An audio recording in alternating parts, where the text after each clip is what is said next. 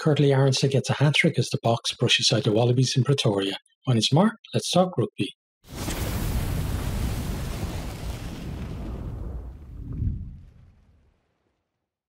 We have a bit of a statement early on from South Africa when they are on defence. Will Skelton, who has been so destructive for La Rochelle this season, goes for a big carry, but he's chopped down.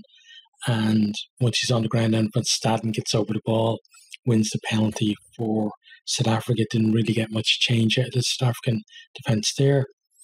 Lebok then takes the kick for the post, but he drops a bit short. It was just inside his own half, but just didn't have the distance for that. Australia then, they're probing with like a Verdi kicking game.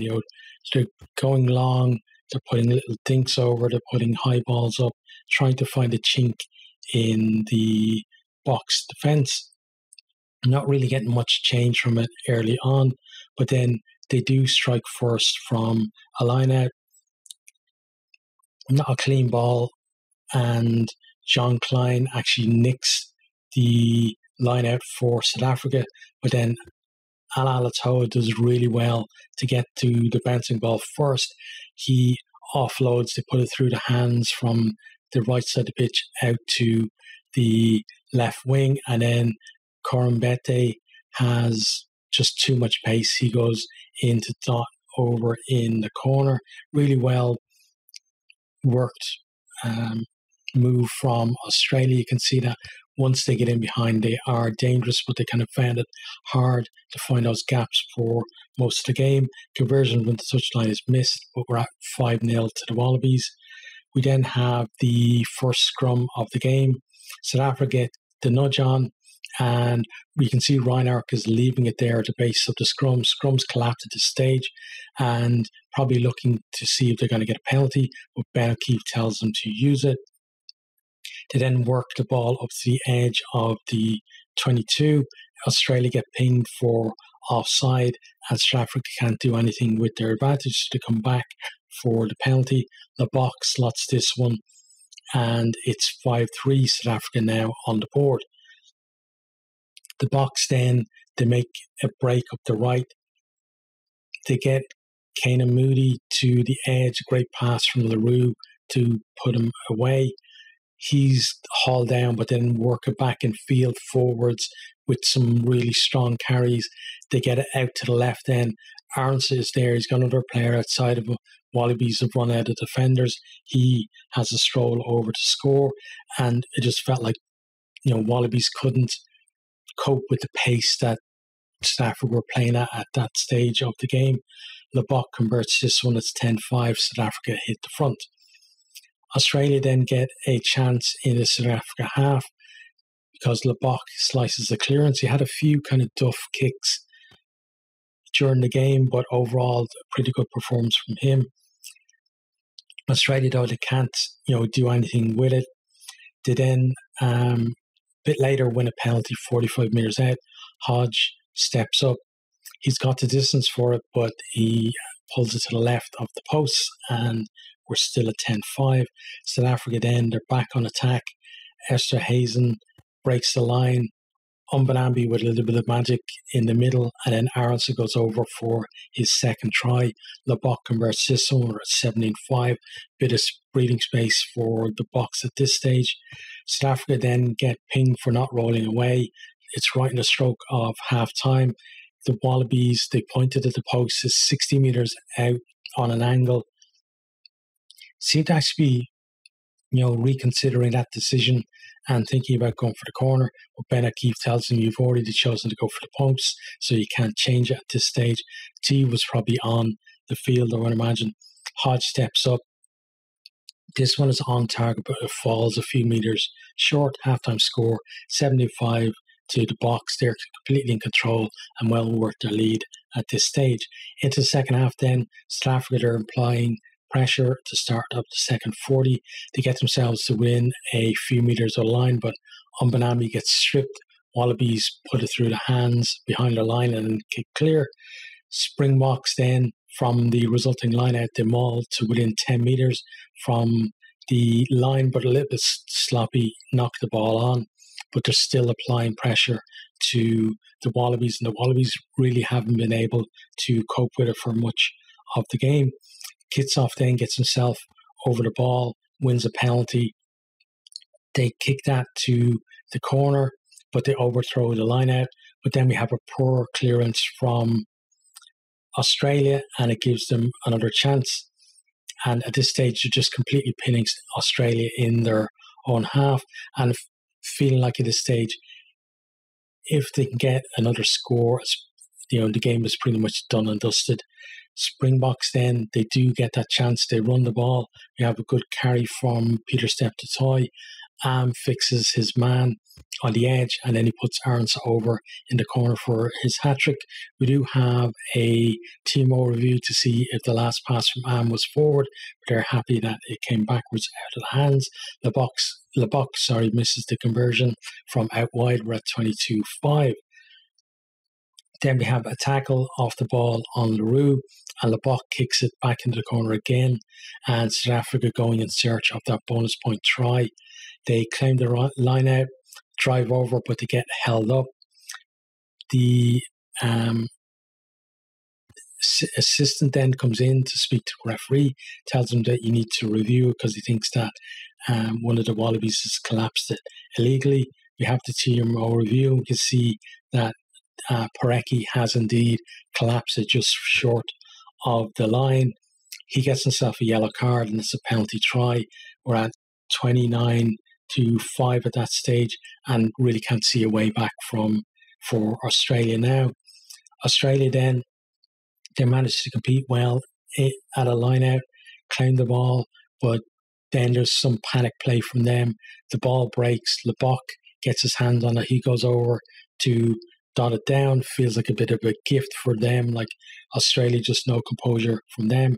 But the try gets chalked off because in the review you can see that in the build-up, Peter Steph-Totoy actually knocks the ball out of one of the Wallabies' hands and knocks it on, and therefore no try.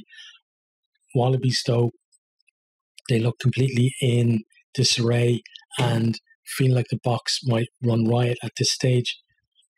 Orgy Snyman, having a big impact from the bench, and at this stage we've actually got with himself and Klein in the second row, and all Munster second row for the Springboks, which is great to see as an Irish fan. South Africa,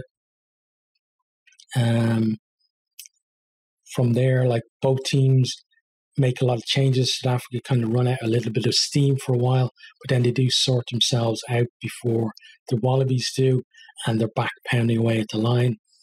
Totoy goes over, but he gets held up under the post. Some good defence, and actually Quade Cooper is in there. I think he gets a foot under the ball to make sure that he doesn't actually ground it. Australia, though, then kick the goal line drop out on the full, so it's a 5 metre scrum back to the box, and it feels like, Australia just panic really from them and not being able to clear and relieve that pressure at all that the Boks are putting on them. They're just putting more pressure on themselves. So from the 5 metre scrum then the back, Grant Williams, he attacks the line from the back of the scrum. He's looking to put Arons away for his fourth try, but Vunivalu blocks the pass. It's a deliberate knock-on. He gets a yellow card, and it's another penalty try, 36-5 to South Africa.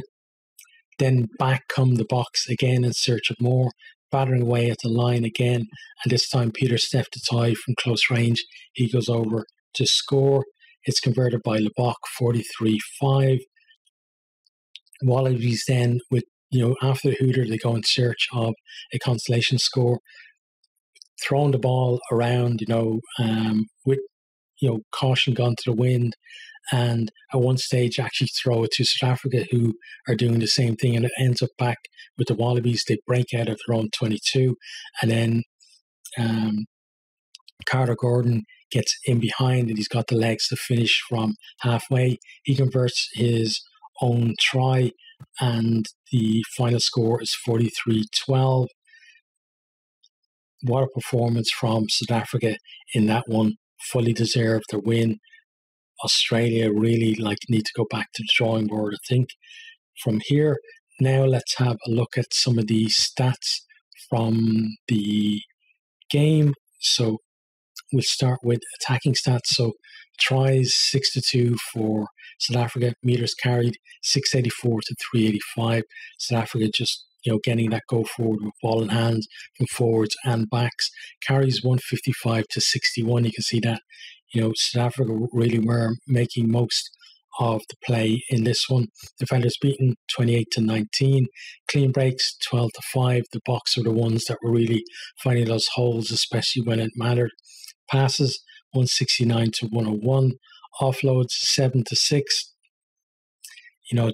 Wallabies a bit closer there, but some of the offloads not so great, and kind of leading to that kind of pressure that they're putting on themselves as well. Turnovers conceded 19 to 12. So Wallabies turning over ball, but not really being able to do much with it. On defense then, tackles 67 to 146. So the Wallabies, having to make so many more tackles, and against those, big South African forwards as well, really sapped their energy. Missed tackles 19 to 28. Wallabies, again, all that pressure on the defence, and South Africa just being able to punch those holes. Turnovers 1 for each. Then on to, we'll have a look at the set plays, I think, next. Yeah. So lineouts 115 to 12. Lineout was pretty fair contest, I felt, between them. Lineouts lost, I said, 0-0, but it felt like there were some that were one against the head, and lineouts 1% would certainly say that, because 78.9% for South Africa and 80% for the Wallabies. So I think the lineout loss stat is probably wrong. Scrums won 9 to 7. South Africa definitely with the dominant scrum, but didn't, especially early on, didn't get the chance really to make that count. There was a couple of times where they engaged early, gave away free kicks, and kind of let the Wallabies off a little bit on that one. Scrum 1 percentage, 90% to 87.5. Then the last thing we're going to look at is discipline. So, really big one here is penalties conceded. Just 3 for the Boks, which is great in a test match. 13 for Australia, which is far too many. And again, just putting pressure on themselves. They had those 2 yellow cards from the 2 penalty tries as well. In terms of performances then, looking at South Africa, Willie Leroux was fairly decent at the back. Dangerous, on attack as well. Fairly solid under the high ball, as was Keenan Moody as well. I felt that Esther Hazen was the more dangerous of the centres, even though obviously set up one of the tries, but at times he looked a little bit rusty, kind of, going to have to feel his way back, I think, from here on. Aronston, obviously, hat-trick hero, great performance from him. Manny Lebok, a couple of times when he kind of sliced kicks and didn't look great, in terms of composure, but overall game was excellent. I felt, really gave go forward to his team, kicked most of his kicks from the tee as well, and generally his kicking game was fairly on point apart from those couple of blips. Reinhardt, I thought, had a good game at scrum half as well. Did really well in terms of the decision to either continue on with the forwards or go out to the backs as well. The front rowers then, Kitshoff, the guy is class, and if he continues this form into the World Cup, I think he might be one of the reasons why South Africa will potentially win their pool. I think the likes of him, if they can perform well, whether it's as starters or impact from the bench, the guy just doesn't seem to have a bad game. Mbonambi, very busy around the pitch. Some of his line-out throwing, a bit squiff. Scrummage well, but doesn't really feel like he's the solution really for a starter. at hooker for the Box. Malherbe, fairly solid at tight head. The second row then, Klein, I felt, had a great game for um, South Africa there. A lot of obviously talk here in Ireland about him making his debut, and he didn't disappoint in that one. Ori, I thought, was, had a solid game without being spectacular. Into the back row then, I felt that Van Staden was actually the pick of that back row. Steph Dutoy and Vermeulen kind of a little bit quiet early on, felt their way into the game. I felt Dutoy kind of had more of an impact in the second half. He got his try, but also his carries had more impact. Similar with Vermeulen as well, although no try for him. The replacements then, all kind of had a positive impact. Even Dweba, no silly mistakes from him. Thomas Dutoy, I thought, went well when he came on as well. Snyman, real big impact from him. You can see that, once he gets back to full fitness, which he should do before the Rugby World Cup, that guy is going to be, whether it's from the bench or as a starter, is going to be an integral part of this Springbok squad. I feel Ruza and Fourie, I think, did fairly well too. Williams, always dangerous because quick thinking and tons of pace as well. And, that second penalty try really was from him. He stretched the Wallabies defence there. Willemse did fairly well when he came on too. For Australia then, Tom Wright, I thought, did okay at the back. He tried to kind of give Australia, a bit of go forward, but kind of ran up blind alleys now and then. Vunivalu, not really that involved in the game other than actually conceding the second penalty try. Kind of quiet from him, and maybe we won't see him starting next time out. The centre partnership didn't really have that much punch really for me. And, Corin Betty, he got to try, but other than that, a few silly errors from him as well. Quade Cooper, I felt, was pretty anonymous all the way through the game. Nick White, lots of chat from him as usual, not really much impact, but really in the forwards is where they lost it. You can't really blame the backs for a defeat like this. Slipper, Parecki and Ala Alatoa, I thought they did well around the park. In the scrum, kind of held their own in the first half, and then kind of just before they got replaced, felt that they were struggling a bit more and kind of mauled the fence as well. You could see from them. The second row, Frost, I felt, was a little bit anonymous. Skelton, he tried to put in some big carries, but I think South Africa targeted him, knowing that the Wallabies don't have that many big carriers on their team anyway, so they could afford to double up on him when he carried, and that was enough to kind of stop any momentum that he got. Tom Hooper went off with an injury early in the in the first half, not that early.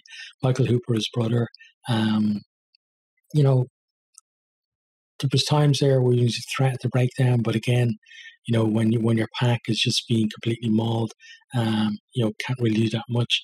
I think Valentini as well. He's probably the one that you would look to for the carries from the Wallabies, and just wasn't there for them.